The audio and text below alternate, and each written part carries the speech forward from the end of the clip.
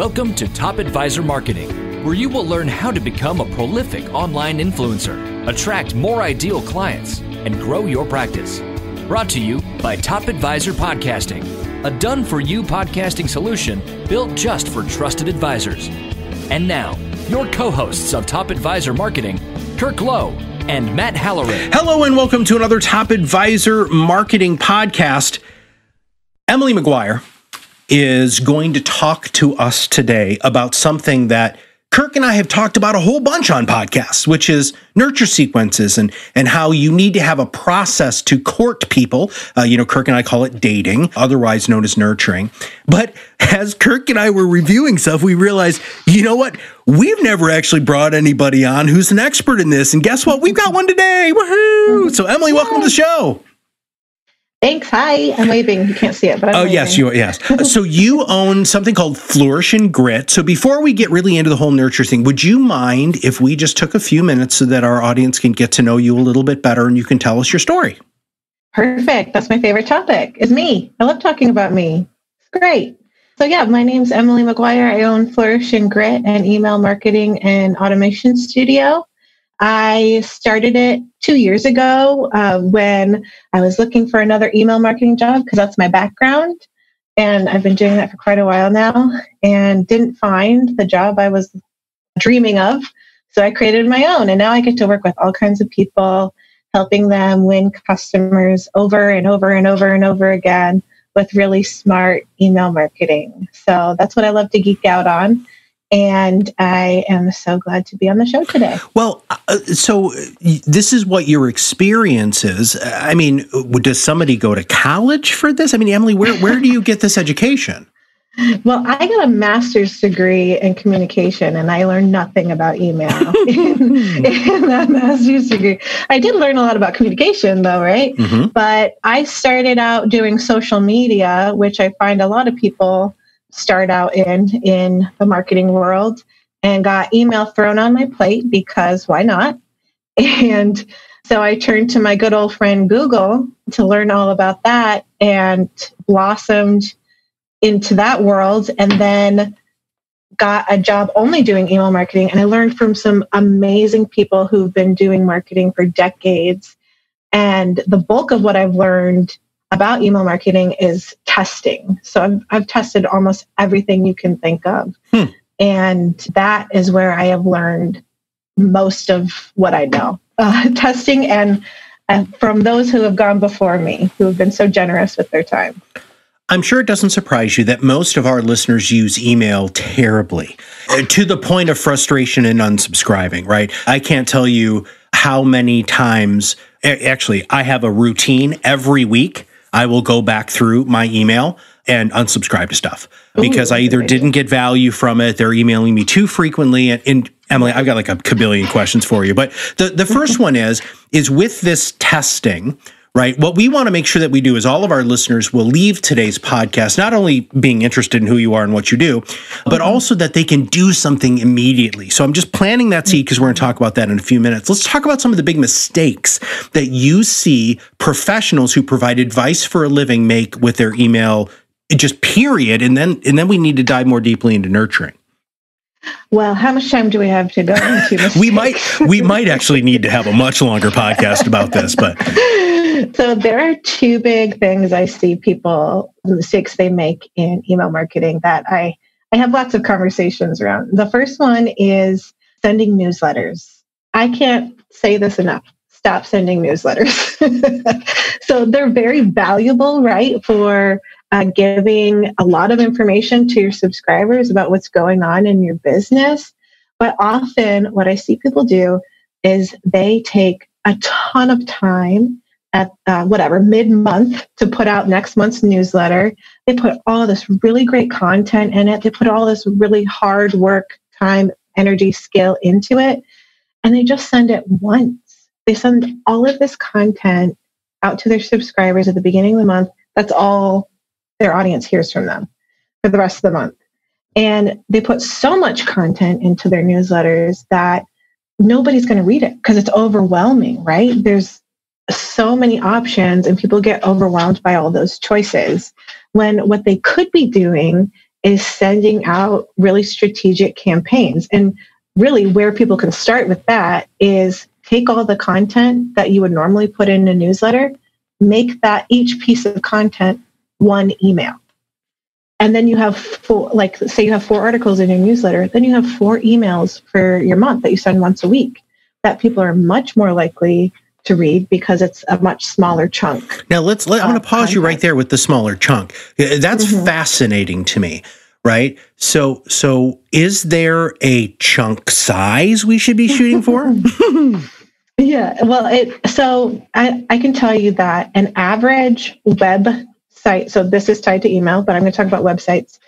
On average, people spend about a minute on a website.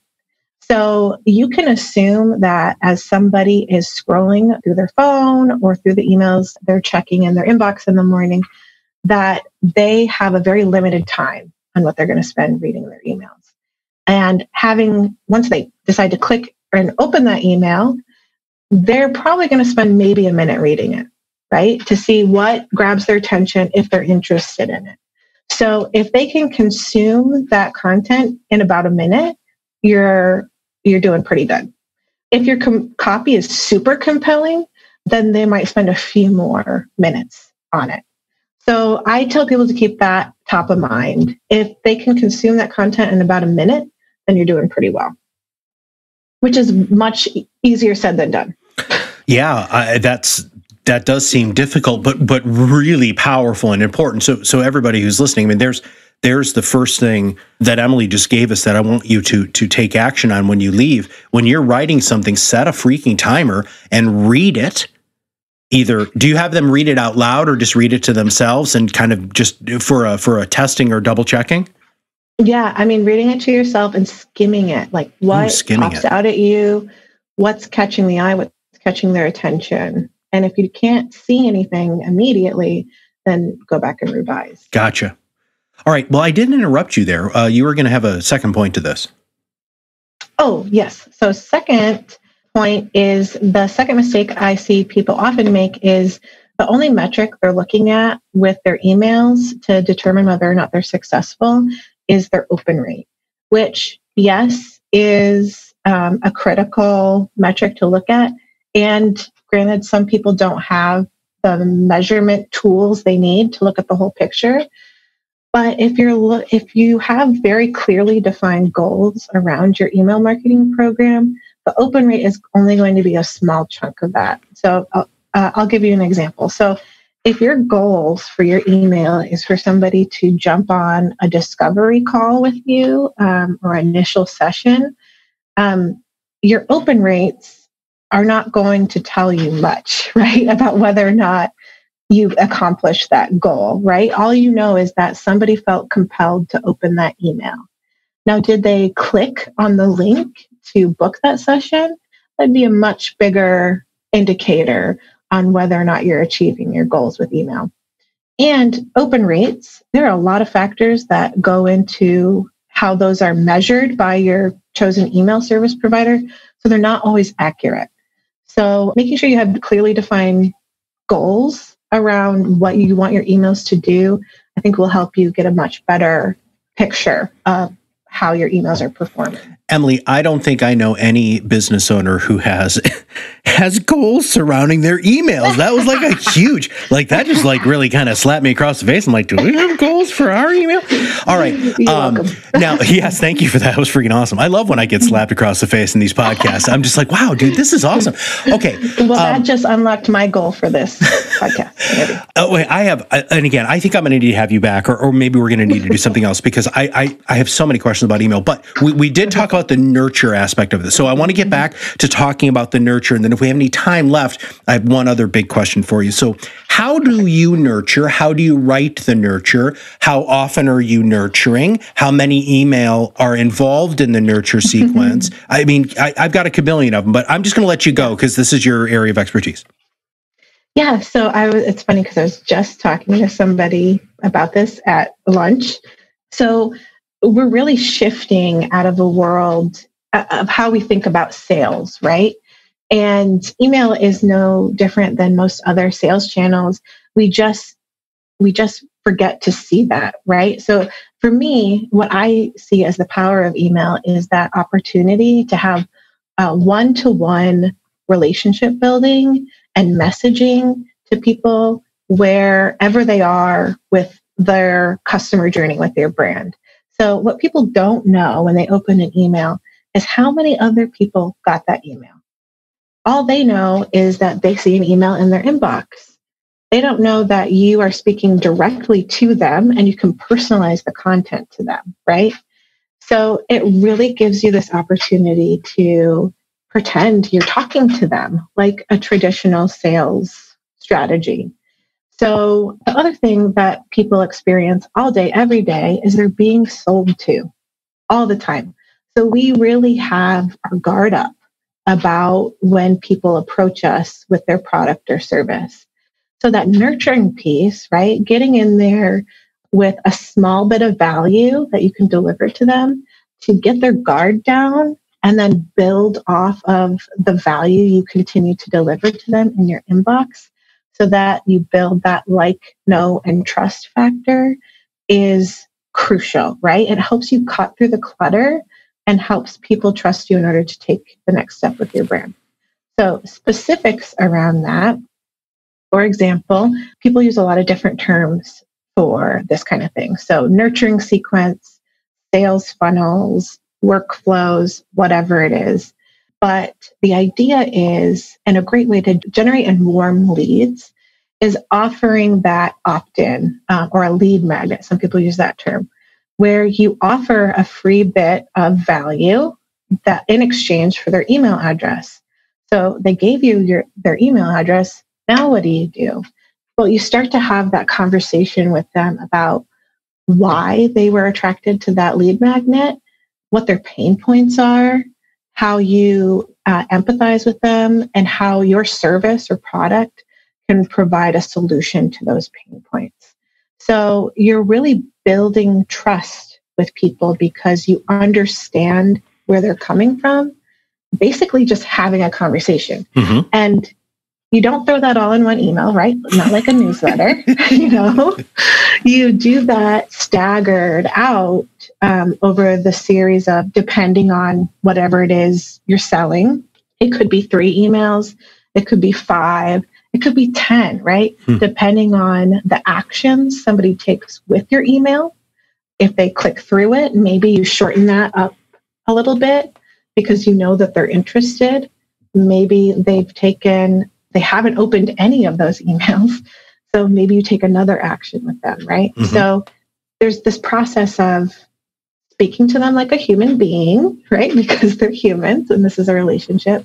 And there's also watching their behavior with your emails to see, can you just nudge them or nurture them a little bit more, depending on where they are? Okay, who's got time for this, Emily? I'm thinking about this. I'm like, wow, And again, just so all of our audience knows, I very selfishly wanted you on this podcast because I was like, I get to ask her some questions that I really want to know about.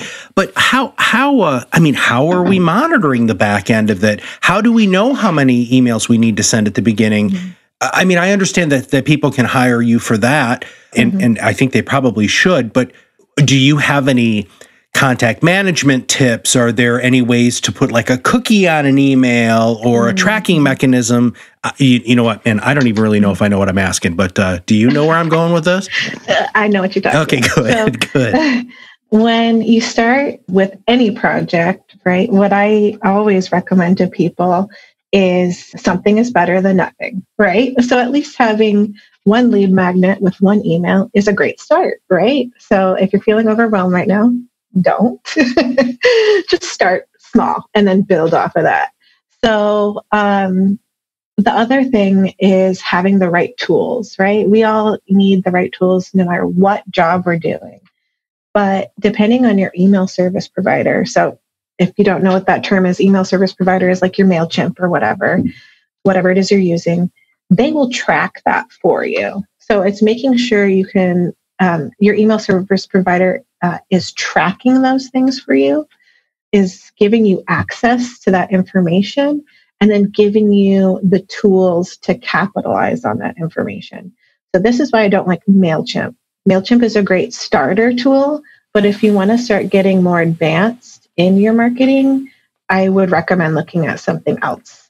Okay. And yeah, what I usually recommend is Active Campaign, but there are a lot of great tools. And I know financial planners are very limited on some of the tools they can use. Yeah, they are limited. They usually have broker-dealer approved contact management systems. But what they don't understand is that a lot of these programs can actually be bolted on to their existing contact management system. Okay, I want to switch gears just a smidge. You said that you should have a goal for your nurture.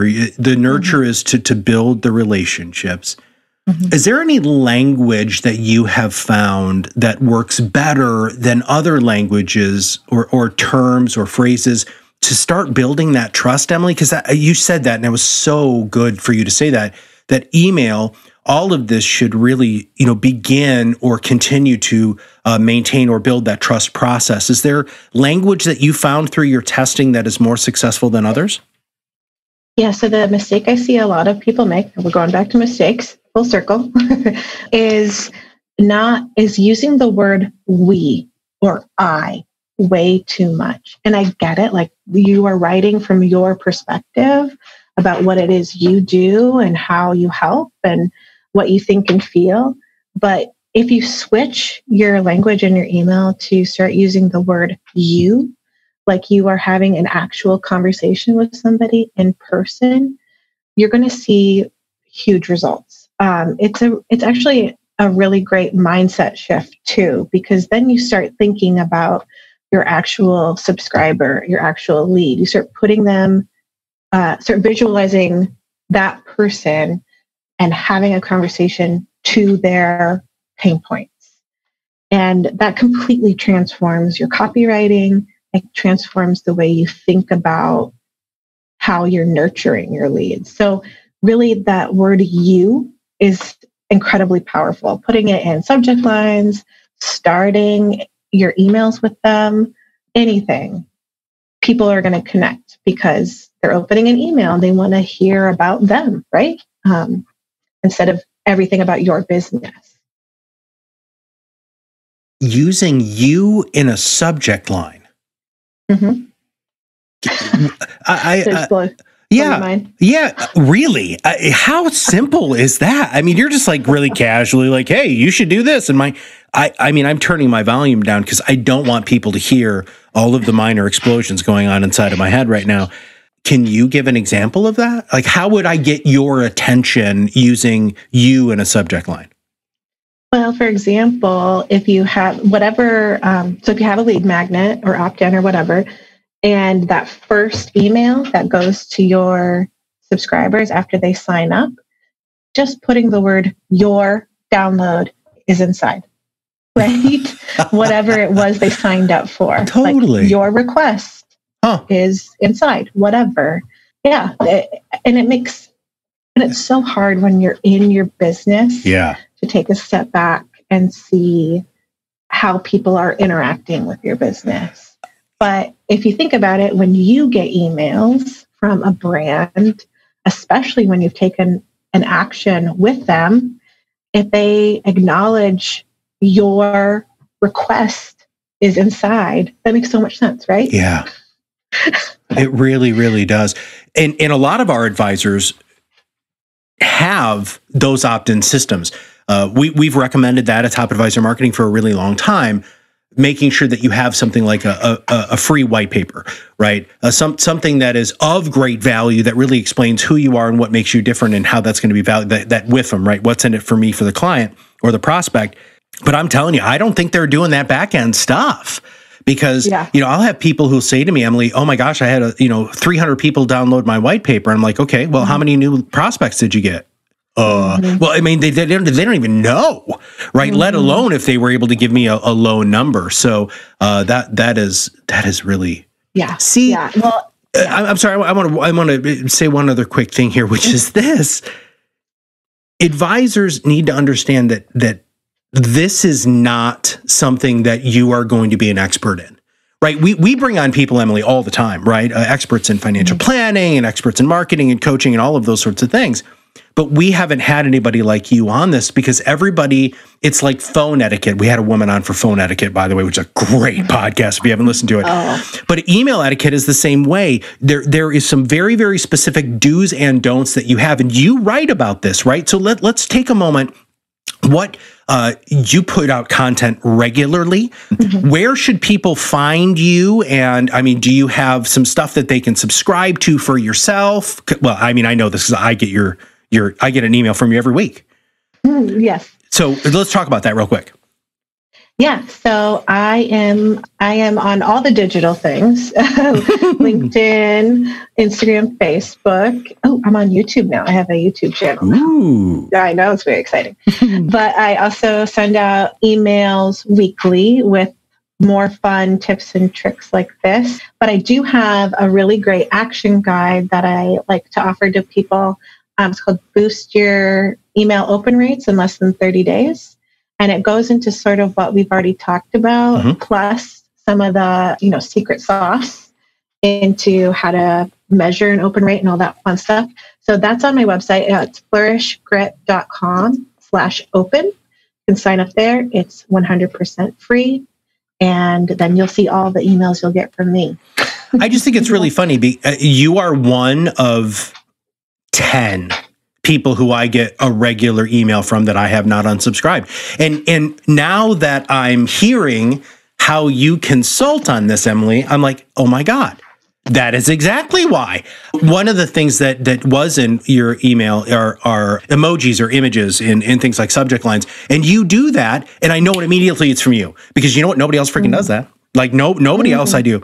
I subscribe to gets my attention as quickly as yours does.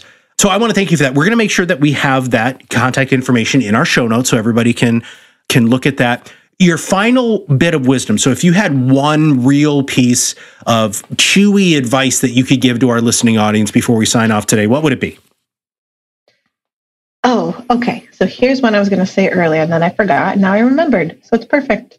So the one piece of advice I would give people is, so in emails, when we offer value, right? So people will stay engaged with our emails and love getting emails from us and all the juiciness we offer. Another mistake I see people make, and that I really want to encourage people to think about and look at their emails, is they forget to put an offer in there. So we're focused so much sometimes on the content of what we're putting out that we forget to tell people how they can work with us. So if you're going to do one thing today, look at your emails that you're sending out and make sure it's crystal clear that people know if they want to work with you, how they can work with you, and what next step to take, whether that's booking a call, filling out a form, whatever it is. Take a look at it and make sure you always have that in every email you send out. Emily, I think that I'm just going to say this to our audience now. We're going to have you back for phase 2 of this here in the near future, because there's just so much more that we need to talk about, and hopefully by then a bunch of our listeners will have engaged you and really tried to find out a little bit more about who you are and what makes you truly unique and different in this world. I think you should be speaking at broker-dealer conferences. I think you need to be at coaching conferences. This is something that and you know this better than anybody, they just take it for granted and they don't realize that this is still such a powerful tool that you can use to continue to build trust and relationships. So Emily, thank you very much for being on the show. Thank you. It was a pleasure. All right, everybody. You email every day. Some of you who I've had calls with say that the one thing you dread more than anything is going to your email inbox in the morning. Don't be like that to your people, right? Try to make it so that your communication with them in this digital format is going to be clear, succinct, to the point, interesting, and engaging. And with what Emily just said at the end there, which I love, which there should be a call to action. There should be, hey, here are the next steps, whether that's after your financial planning process, after a dinner seminar, after an educational workshop, anything from a marketing standpoint, after your podcast, after they get into the system, you should always have something that's going to allow them to take that next step. That's where the gold happens. That's when your marketing really starts to sing. And don't forget that email is one of the most powerful communication pieces that everybody has, because guess what? Everybody's got email and everybody wants to read it, but they only want to read the good stuff. So if you have not subscribed to the podcast, make sure you click that subscribe now button below. That way, every time we come out with a new podcast, it'll show up directly on your listening device. And if you know somebody who would be a great guest on the podcast, or you have a great podcast idea, email me, Matt at TopAdvisorM. That M is for marketing.com, and I'll be more than happy to chat with you about it. And make sure that you check the show notes to find and subscribe and download this paper from Emily McGuire from Flourish and Grit, because you know what? It's like I said, it's one of the only emails I read on a regular basis, because you know what? As a marketing company, I think this is one of the most overlooked, most powerful marketing tools that you can use. All right. So for everybody at Flourish and Grit and everybody here at Top Advisor Marketing, this is Matt Halloran. And guess what? We'll see you on the other side of the mic very soon. Are you ready to change the way you communicate with your clients? Are you tired of being the best kept secret in your area? Learn how to become a prolific online influencer, attract more ideal clients, and grow your business. Contact us today and see what the power of podcasting can do for your business. Click on the Contact Us link on our website at topadvisormarketing.com and set up a call to learn more. Follow us on LinkedIn and Facebook for more updates and information. This was brought to you by Iris.xyz, a platform helping financial professionals become better in business and life through new media and new voices. Visit them and learn more at Iris.xyz.